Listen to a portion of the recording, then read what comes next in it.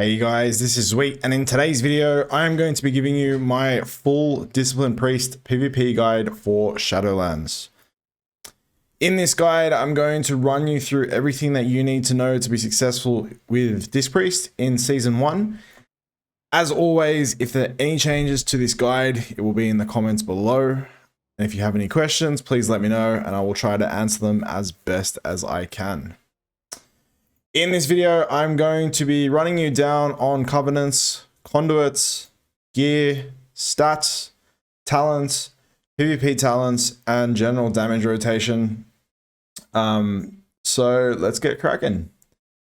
Starting off first, guys, I'm going to talk about Covenants. There is one clear Covenant for Priest in general, and that is going to be Venthyr. Venthyr works really well with our toolkit and makes up for some of the flaws that we have as a Disc Priest. Door of Shadows giving us a 35-yard teleport is awesome for helping landing fears, and Mind Games works really well with Atonement. So yeah, Venthyr is the pick.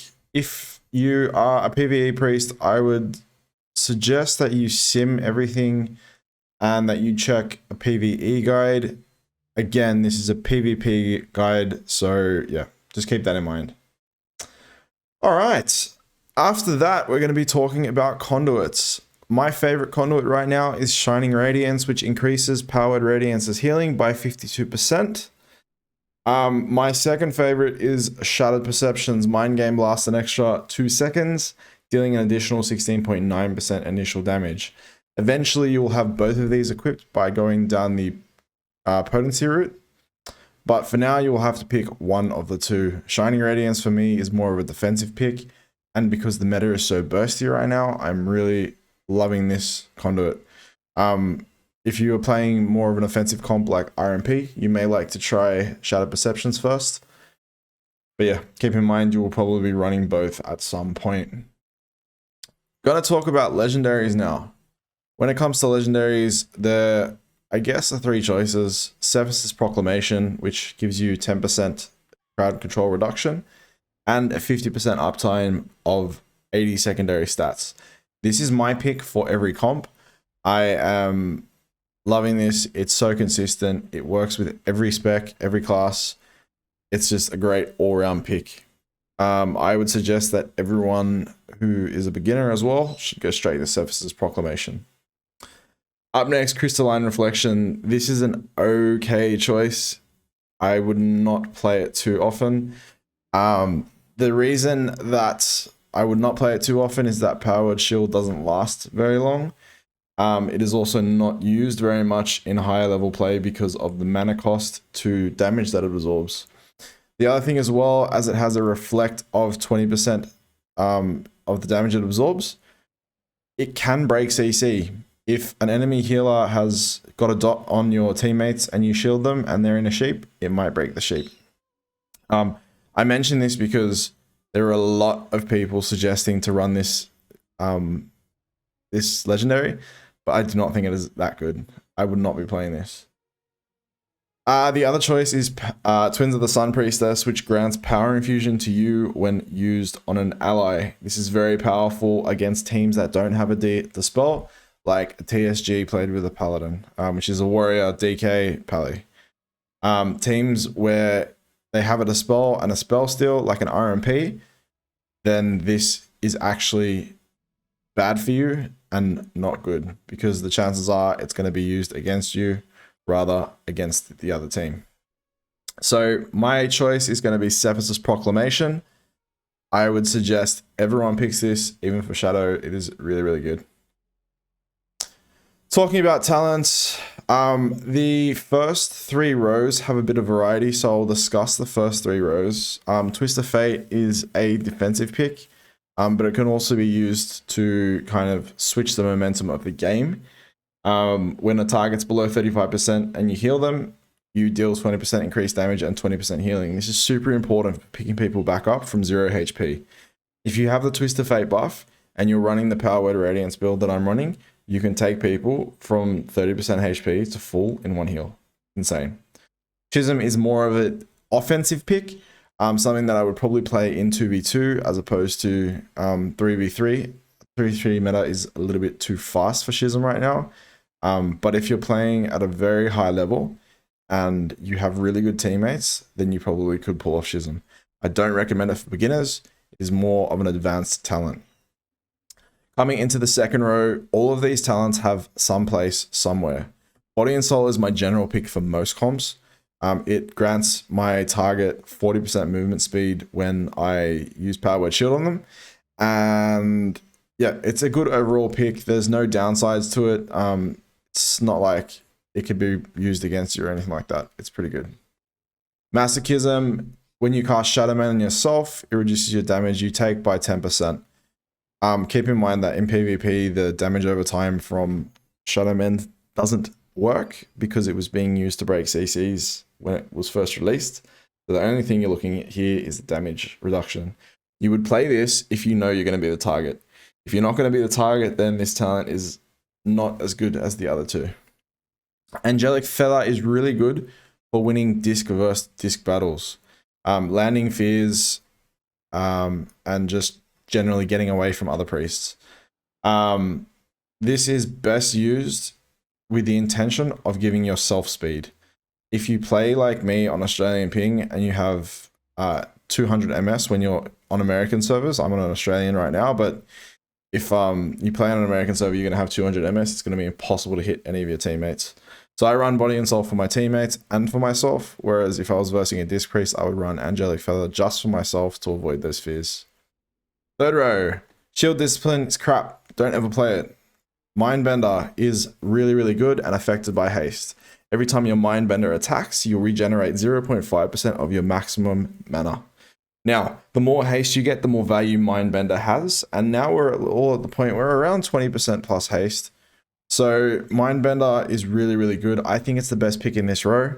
But Power Word Solace can be used if you're getting to cast the spell. Like if you can't cast it, then there's no benefit in it. Yeah. So I would pick Mindbender in this row. It's just a good overall talent. The only time I would take Solace over Mindbender is when I'm versing a mage and there's going to be a whole lot of Frost Novas and Roots. Coming into the fourth row, Psychic Voice. This is an automatic lock-in, reduces the cooldown of Psychic Scream by 30 seconds. Coming into the fifth row, Sins of the Many. Your damage is increased by 12%, diminished by allies affected by your atonement. Purge of the Wicked is essentially a buffed up Shadow Word Pain and spreads when you use penance on the target. Keep in mind when there's CC around that this can spread to CC. And in the final row, Lenience Atonement reduces damage taken by 3%. Coming into PvP talents, we have so many choices for PvP talents, so I'm going to run through a couple of them and how they should be used situationally. If I don't mention the talent, it just means that I wouldn't play it at any point. Dark Archangel, you would use this with a team that you know quite well. You know when they're going to burst. They're going to burst at the start of the game or in the first CC. You need to know when the team's using burst, because using Dark Archangel outside of your team's burst makes it kind of a dead talent. You're not going to score any kills outside of cooldowns at the start of the game anyway. So Dark Archangel, ideally play with voice when you play with Dark Arch and be very communicative.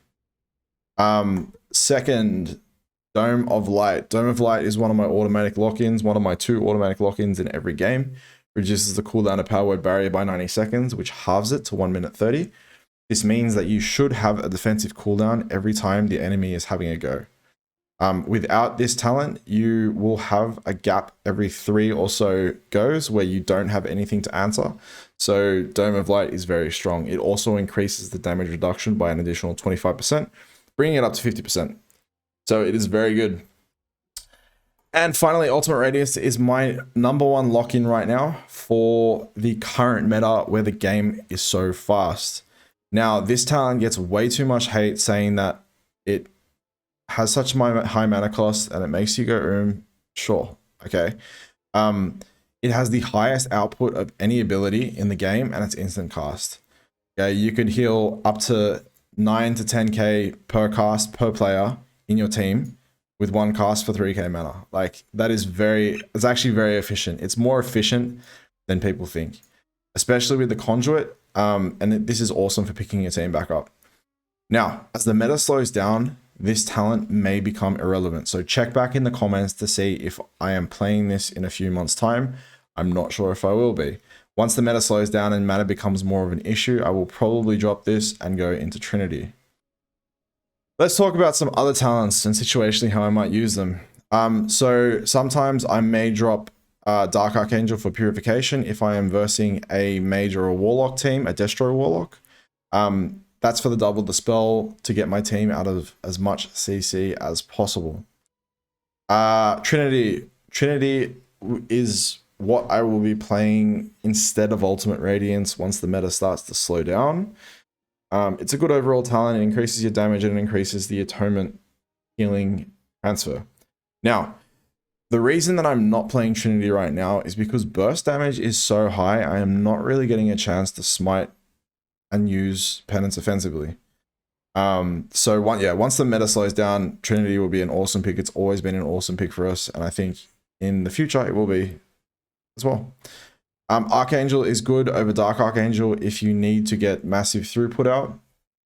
Maybe against a Shadow Priest Aflock team, where you just need to be pumping out as much efficient healing as possible. This is really good.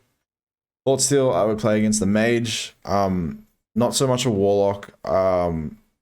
Mages, when you steal their Polymorph, will be on the Arcane School. So if you get kicked on the Arcane School, it means you can still cast all of your other spells, which is really, really beneficial. Cool. So that runs us through talents. Next up, I'm going to be talking about gearing. So what you need to be doing with your gear is you need to be getting the 184 gear from BGs. After that, you need to be making sure that you're getting your Conquest cap weekly. And then after that, you make sure that you get as high arena rating as you can so that you can get the biggest upgrade from your Great Vault at the end of the week. Now, the way the Great Vault works is if you were only doing PvP and you earned 6,250 honor through arena, you will get 3 choices of gear at the end of the week. Once you get to the end of the week and you get those choices, you generally want to pick the one that's going to give you the most stat increase. So if you're given the choice between a chest and a ring, you will always go the chest. Okay? For the most part. I mean, if the stats are horrible, there's chances you might not. But right now we are aiming for item level. Intellect is our main stat. It is our most important stat. And that leads me into secondary stats. So our best secondary stat is going to be versatility. It is then going to be followed up by haste, then crit, and then mastery. As I was talking about before, burst meta is so high right now, you're not getting to do a whole lot of healing through atonement, which makes the value of mastery drop off. Also, with versatility, we have our 2 set from the trinket, which grants a 40% increase on versatility when in war mode, which means versatility is huge when it comes to healing output. Talking about general gameplay, you would have heard me say earlier in the video that we don't do a whole lot of shielding, and you might be wondering why I'm saying that. It is a very common misconception that Power Word Shield is an efficient way to heal as a Disc Priest, or at least to stop damage, and while it's good for stopping damage in certain situations, it has a very low absorb in comparison to the mana cost. So it'll absorb 2,500 or 1,500 mana, or you could be healing for 1750 mana and do 4.8k healing. Those numbers, when you actually look at them, make a whole lot of sense. You want to be shadow mending as much as possible for healing and using your power word shields to stop goes or to cover people right before you go into CC. Avoiding shadow word pain spam, power word shield spam can ensure that you stay high on mana. The other things you want to remember is always having your Mindbender out, as well as a Purge of the Wicked on the kill target. In terms of rotating cooldowns, you generally want to be rotating the biggest cooldowns first. Okay, so pain suppression first. Once pain suppression is ending, you'll then follow it up with a barrier. And then finally, your last cooldown will be Rapture. Now, if your team's spread out, there's no point using barrier because they're not going to be able to get into it. So if your team is highly spread out, then I would use Rapture before power word barrier. When we are bursting, we are going to be getting our Purge of the Wicked up. We're then going to follow it up with a Shadow Fiend. Then we will come in with a Mind Blast, followed by Mind Games, and then Penance. And then from here, you can Smite Spam. So guys, this is my quick, no fuss disc guide. I know you're used to a lot of Shadow content from me. However, I do play a lot of disc. My name is Sweet in-game on the server Bathless. If you have any questions, please feel free to message me directly, or you can drop a comment in the comments below and I will try and field your questions as best I can. Guys, if you did enjoy this video, please drop a like and a sub, and I hope to see you again. Thanks for watching.